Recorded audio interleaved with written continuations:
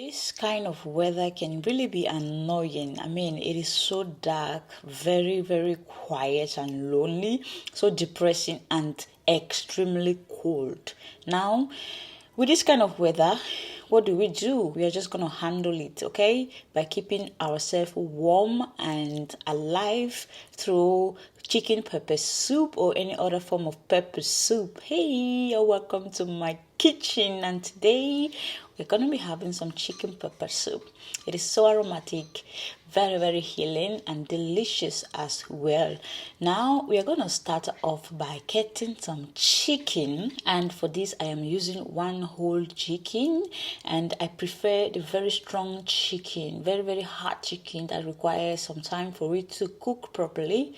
If you're like me, I like to apply some pressure with my feet when I am pulling my chicken. That shows that I'm really enjoying the food. So after cutting the chicken, you're going to add that chicken into a pot, then season with some salt, some ground garlic and ginger.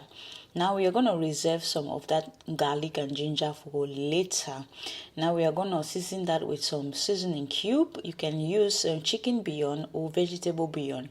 Now we are going to cover that chicken with enough water for it to cook to tender. Now while that is doing thing, let's prepare some spices, and for this I'm using about 1 tablespoon of white pepper and a handful of njangsa.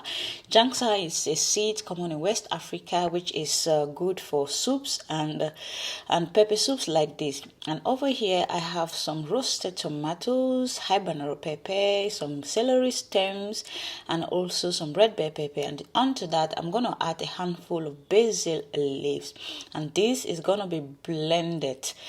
Now let's get back to the chicken. You can actually see that the chicken has actually cooked properly because the water we added earlier has really dried up. Now we're going to add that blended pepper mix, and now we're going to give it a stir until everything comes together, and then we're going to go in with the rest of the ground garlic and ginger. Now we're going to go in with some njangsa and the white pepper. At this point I realized that maybe the njangsa and white pepper might be too much, so I was very cautious. So I covered the chicken again with some more water. You know, it is pepper soup and it requires water. The fact that it requires water doesn't mean it has to really be watery. No, we have to be careful with the consistency. Now I went ahead to add the remaining njangsa and white pepper because it wasn't enough. Now we're gonna just cover that and let that to cook up. Oh, you can see how steaming it is. It is already looking so good. This is the kind of pepper soup you deserve during this period. Like, you always keep yourself warm. Now we're going to add some vegetables to it, and I'm adding some carrots and some bell peppers, and then I'm going to add a little bit of vegetable oil just to make it shine.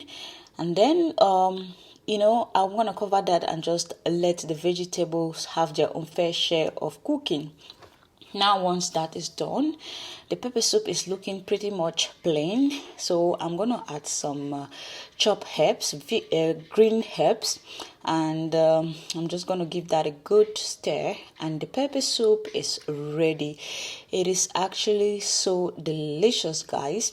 And if you're wondering how you can have this, you can actually just drink it the way it is, or you can just pair it with some boiled potatoes, plantains, rice, or whatever you think you're gonna enjoy it with. And guys, just like that, you have been able to combat this really bad weather. And while you're having your pepper soups, to keep yourself warm, don't forget also to dress properly. Bye bye, bon appetit.